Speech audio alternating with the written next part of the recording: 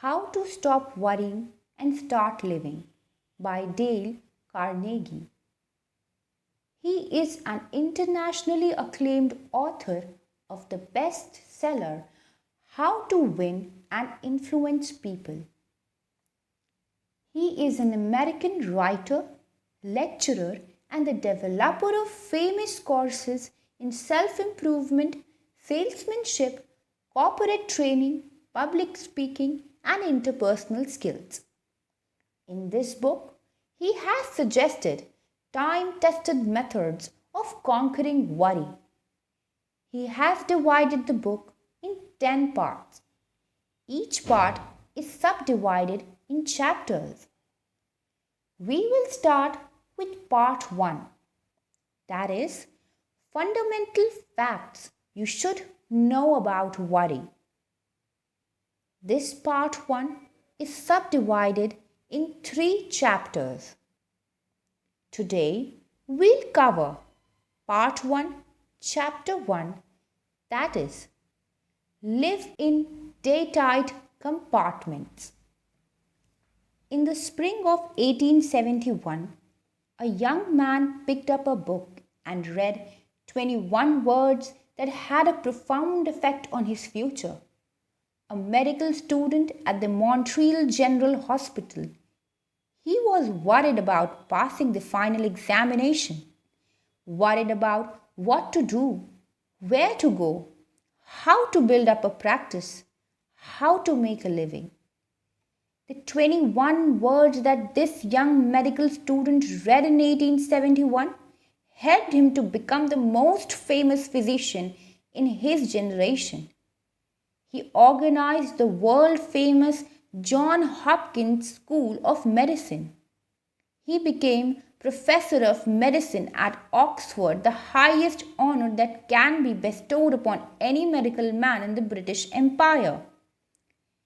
He was knighted by the King of England. When he died, 2 huge volumes containing 1,466 pages were required to tell the story of his life. His name was Sir William Osier. Here are the 21 words that he read in the spring of 1871. 21 words from Thomas Carlyle that helped him lead a life free from worry. Our main business is not to see what lies dimly at a distance, but to do what lies clearly at hand. 42 years later, on a soft spring night when the tulips were blooming on the campus, this man, Sir William Osier, addressed the students of Yale University. He told those students that a man like himself, who had been a professor in 4 universities and had written a popular book, was supposed to have brains of a special quality. He declared that that was untrue. He said that his intimate friends knew that his brains were of the most mediocre character. What? Then what was the secret of his success? He stated that it was owing to what he called living in day-tight compartments. What did he mean by that? A few months before he spoke at Yale, Sir William Osier had crossed the Atlantic on a great ocean liner where the captain standing on the bridge could press a button and a clanging of machinery and various parts of the ship were immediately shut off from one another, shut off into watertight compartments. Now, each one of you, Dr. Osier said to those Yale students, is a much more marvelous organization than the great liner. What I urge is that you so learn to control the machinery as to live with the day-tight compartments as the most certain way to ensure safety on the voyage.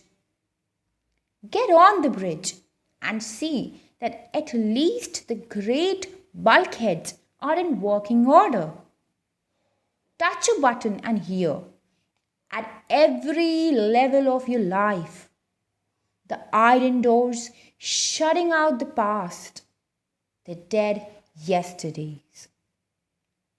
Touch another and shut off with a mental curtain the future, the unborn tomorrows.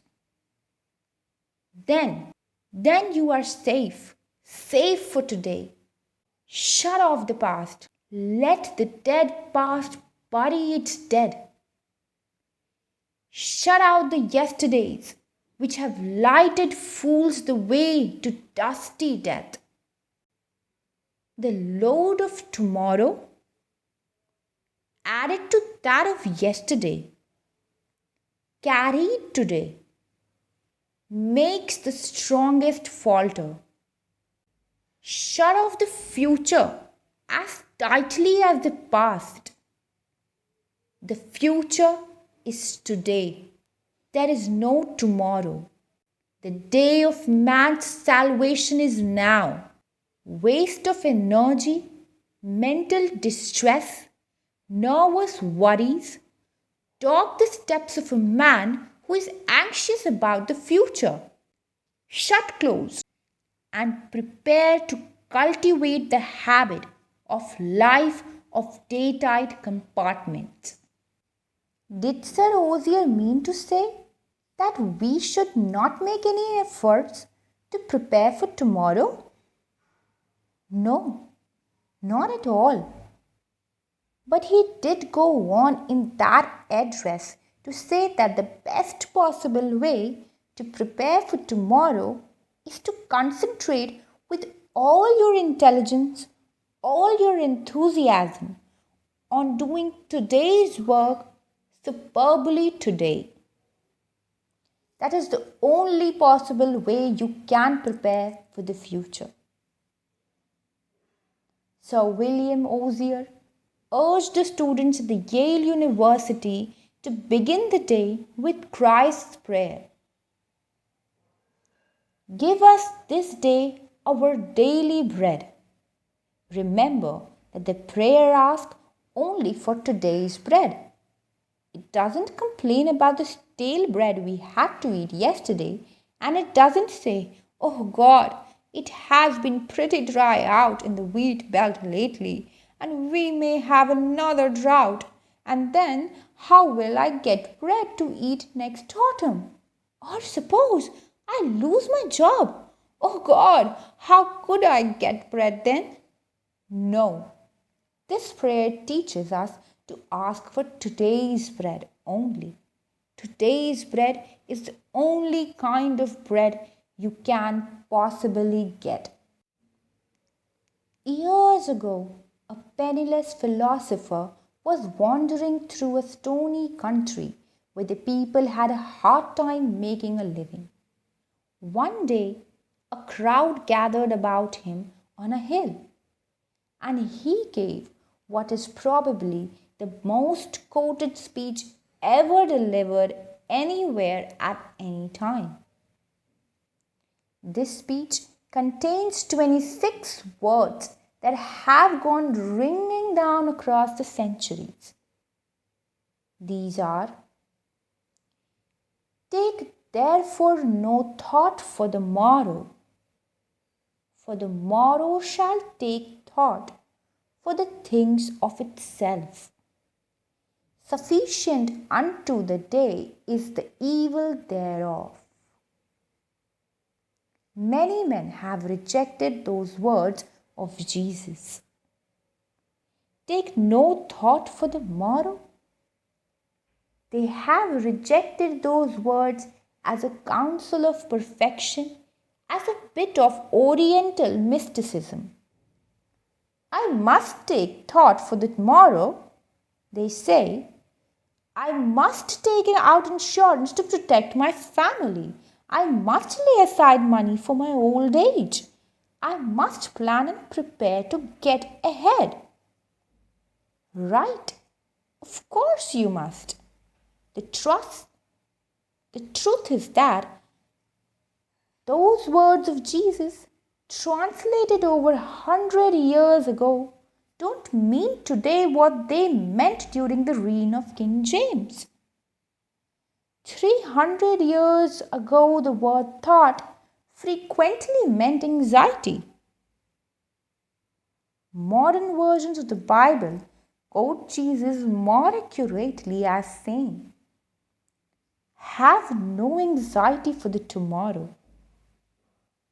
By all means, take thought for the tomorrow." Yes, careful thought and planning and preparation. But have no anxiety. During the war, our military leaders planned for the morrow, but they could not afford to have an anxiety. "I have supplied the best men with the best equipment we have," said Admiral Ernest, who directed the US Navy, "and have given them what seems to be the wisest mission. That is all I can do." "If a ship has been sunk," Admiral King went on, "I can't bring it up. If it is going to be sunk, I can't stop it. I can use my time much better working on tomorrow's problem than by fretting about yesterday's. Besides, if I let those things get me, I wouldn't last long." Whether in a war or peace, the chief difference between good thinking and bad thinking is this: good thinking deals with causes and effects and leads to logical, constructive planning. Bad thinking frequently leads to tension and nervous breakdowns. I recently had the privilege of interviewing Arthur Hayes, publisher of one of the most famous newspapers in the world, the New York Times. Mr. Arthur told me that when the Second World War flamed across Europe, he was so stunned, so worried about the future, that he found it almost impossible to sleep. He would frequently get out of bed in the middle of the night, take some canvas and tubes of paint, look in the mirror, and try to paint a portrait of himself. He didn't know anything about painting, but he painted anyway to get his mind off his worries. Mr. Arthur told me that he was never able to banish his worries and find peace until he had adopted to his motto 5 words from a church hymn: "One step enough for me."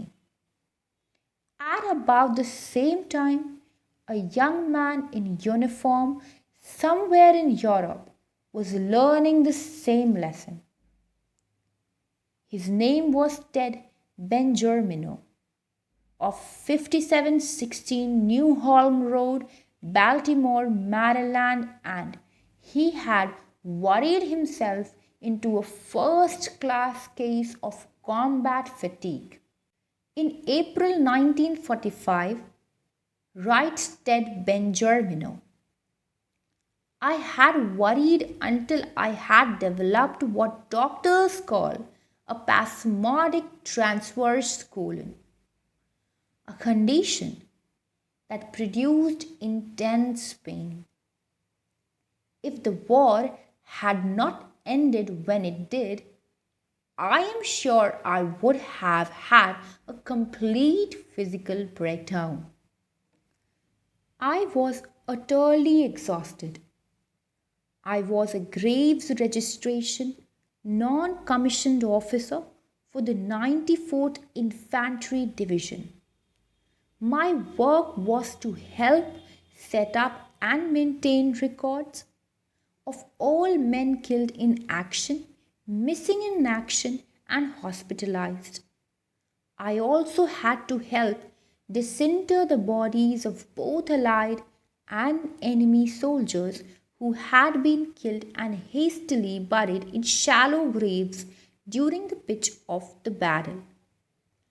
I had to gather up the personal effects of these men and see that they were sent back to the parents or closest relatives who would prize these personal effects so much. I was constantly worried for the fear we might be making embarrassing and serious mistakes. I was worried about whether or not I would come through all this. I was worried about whether I would live to hold my only child in my arms, a son of 16 months, whom I had never seen. I was so worried and exhausted that I lost 34 pounds. I was so frantic that I was almost out of my mind. I looked at my hands. They were hardly more than skin and bones. I was terrified at the thought of going home a physical wreck. I broke down and sobbed like a child. I was so shaken that tears welled up every time I was alone.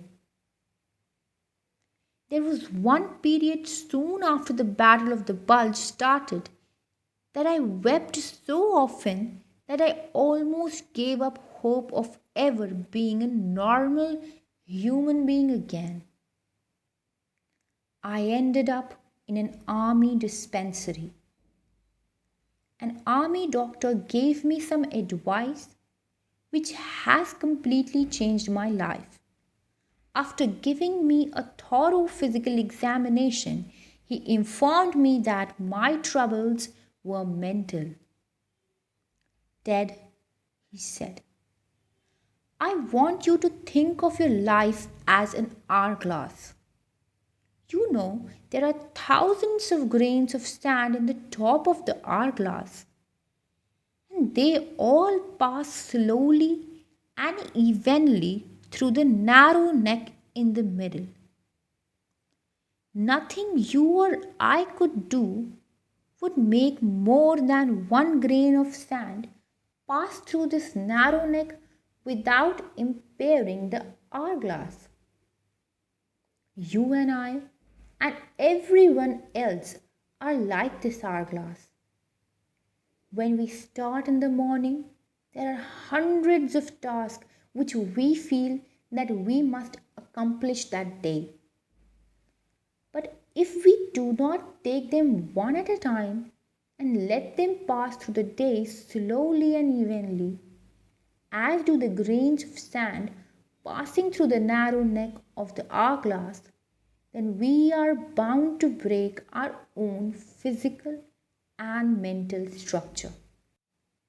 I have practiced that philosophy ever since that memorable day, one grain of sand at a time, one task at a time. That advice saved me physically and mentally during the war, and it has also helped me in my present position in business. I am a stock control clerk for the Commercial Credit Company in Baltimore. I found the same problems arising in the business that had arisen during the war. A score of things had to be done at once, and there was little time to do them. We were low in stocks, we had new forms to handle, new stock arrangements, changes of address, opening and closing offices, and so on. Instead of getting taut and nervous, I remembered what the doctor had told me: one grain of sand at a time, one task at a time. By repeating those words to myself over and over, I accomplished my task in a more efficient manner, and I did my work without the confused and jumbled feeling that had almost wrecked me on the battlefield. One of the most appalling comments on our present way of life is that half of all the beds in our hospitals are reserved for patients with nervous and mental troubles. Patients who have collapsed under the crushing burden of accumulated yesterdays and fearful tomorrows. Yet a vast majority of those people would be walking the streets today, leading happy, useful lives if they had heeded the words of Jesus. Have no anxiety about the morrow, or the words of Sir William Osier. Live in day-tight compartments. You and I are standing this very second at the meeting place of two eternities. The vast past that has endured forever, and the future that is plunging on to the last syllable of recorded time. We can't possibly live in either of those eternities, not even for one split second. But by trying to do so, we can wreck both our bodies and our minds. So let's be content to live the only time we can possibly live, from now until the bedtime. Anyone can carry his burden, however hard, until nightfall, wrote Robert Louis Stevenson. Anyone can do his work, however hard, for one day. Anyone can live sweetly, patiently, lovingly, purely, till the sun goes down. And this is all that life really means. Yes, that is all that life requires of us. But Mrs. E.K. Shields, 815 Court Street, Saginaw, Michigan, was driven to despair, even to the brink of suicide, before she learned to live just till the bedtime. In 1937, I lost my husband, Mrs. Shields said as she told me her story. I was very depressed and almost penniless.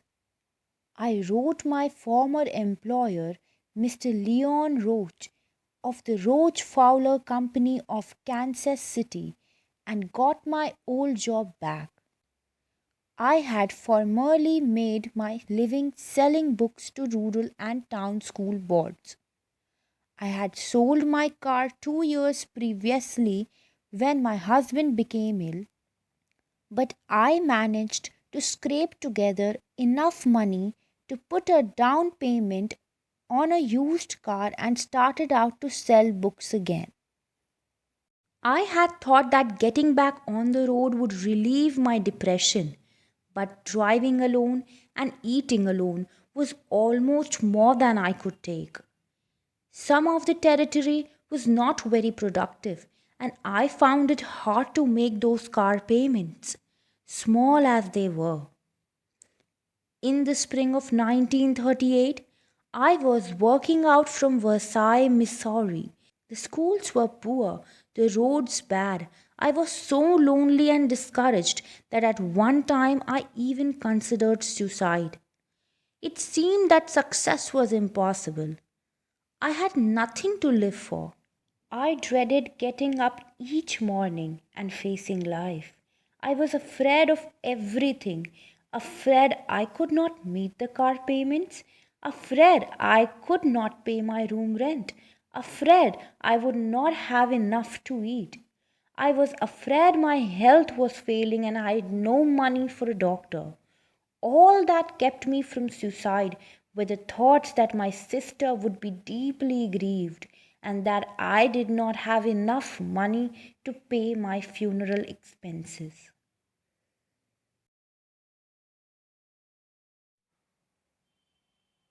Then one day I read an article that lifted me out of my despondence and gave me the courage to go on living. I shall never cease to be grateful for one inspiring sentence in that article. It said, "Every day is a new life to a wise man."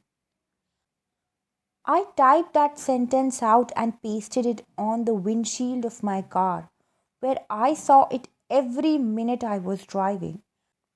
I found it wasn't so hard to live only one day at a time. I learned to forget the yesterdays and do not think of the tomorrows. Each morning I said to myself, "Today is a new life." I have succeeded in overcoming my fear of loneliness, my fear of want. I am happy and fairly successful now and have a lot of enthusiasm and love for life. I know now that I shall never again be afraid, regardless of what life hands me. I know now I don't have to fear the future. I know now that I can live one day at a time and that every day is a new life to a wise man. One of the most tragic things I know about human nature is that all of us tend to put off living.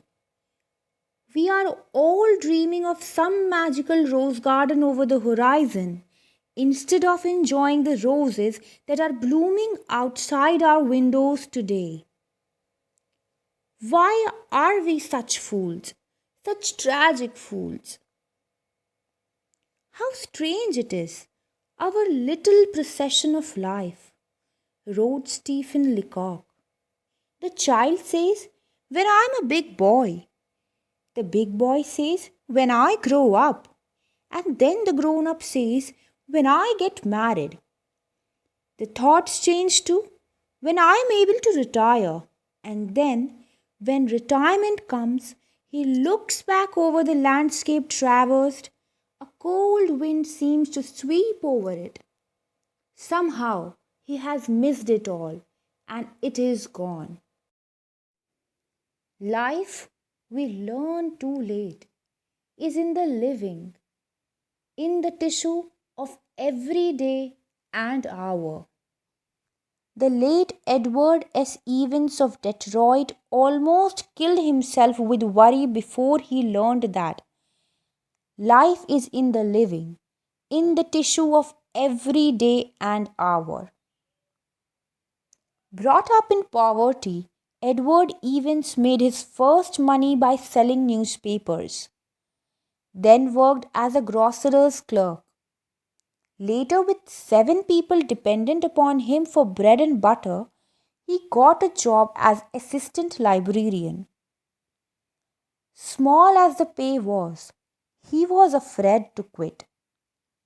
8 years passed before he could summon up the courage to start out on his own. But once he started, he built up an original investment of 55 borrowed dollars into a business of his own that made him $20,000 a year. Then came a frost, a killing frost. He endorsed a big note for a friend, and the friend went bankrupt. Quickly on the top of that disaster came another. The bank in which he had all his money collapsed. He not only lost every cent he had, but was plunged into debt for $16,000. His nerves couldn't take it. "I couldn't sleep or eat," he told me. "I became strangely ill. Worry and nothing but worry," he said, "brought on this illness.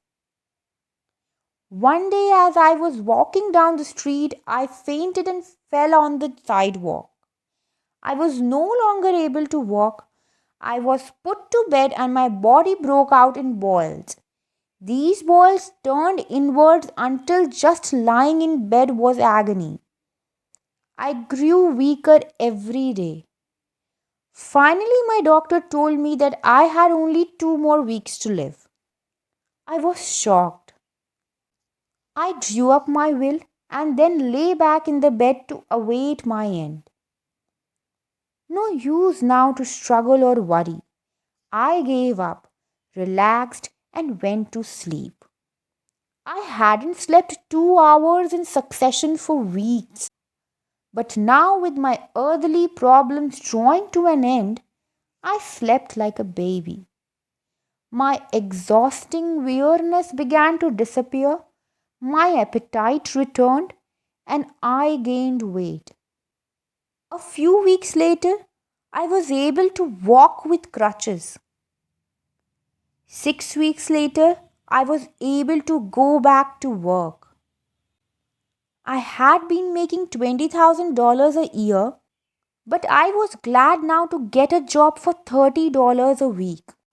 I got a job of selling blocks to put behind the wheels of automobiles when they are shipped by freight. I learned my lesson now. No more worry for me. No more regret about what had happened in the past. No more dread of the future. I concentrated all my time, energy, and enthusiasm into selling those blocks. Edward S. Evans shot up fast now. In a few years, he was president of the company. His company, the Evans Product Company, has been listed on the New York Stock Exchange for years. When Edward S. Evans died in 1945, he was one of the most progressive businessmen in the United States. If you ever fly over Greenland, you may land on Evans Land, a flying field named in his honor. Here is the point of the story. Edward S. Evans would never have had the thrill of achieving these victories in business and in living if he hadn't seen the folly of worries, if he hadn't learned to live in day-tight compartments. 500 years before the Christ was born, the Greek philosopher Heraclitus told his students that everything changes except the law of change. He said, "You cannot step in the same river twice. The river changes every second, and so does the man who stepped in it." Life is a ceaseless change. The only certainty is today. Why mar the beauty of living today by trying to solve the problems of a future that is shrouded in ceaseless change and uncertainty? A future that no one can possibly foretell? The old Romans had a word for it. In fact, they had two words for it. Carpe diem, enjoy the day, or seize the day. Yes, seize the day and make the most of it.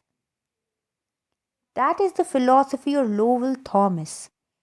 I recently spent a weekend at his farm and I noticed that he had these words framed and hanging on the walls of his broadcasting studio where he would see them often. John Ruskin had on his desk a simple piece of stone on which was carved one word: today.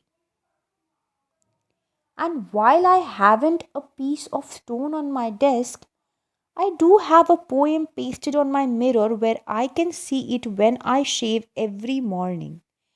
A poem that Sir William Osier always kept on his desk.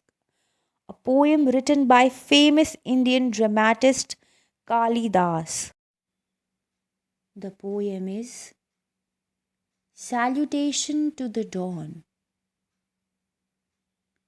Look to this day, for it is life, the very life of life.